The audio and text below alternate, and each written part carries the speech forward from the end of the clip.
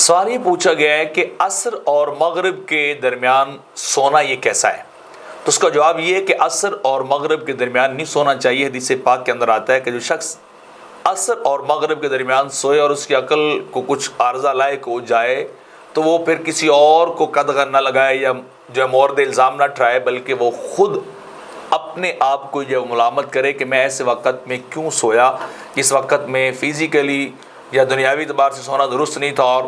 مجھے سونے سے جو ہے وہ پرابلم ہو گئی ہے، طبیعت خراب ہو گئی ہے، کوئی بیماری آ گئی یا کوئی عقل کو کوئی عارضہ لائق ہو گیا ہے۔ تو اس سے انسان کو،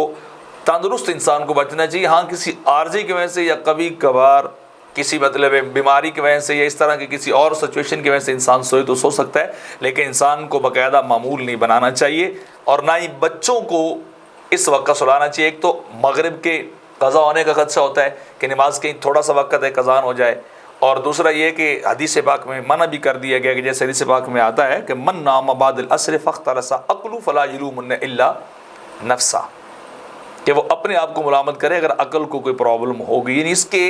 امپیکٹ جو ہے وہ انسان کے ذہن پر، اس کی فزیک پر اچھے نہیں پڑتے۔ یعنی یہ کوئی بہتر وقت نہیں، قیلولہ ہے، آپ عصر سے پہلے کریں،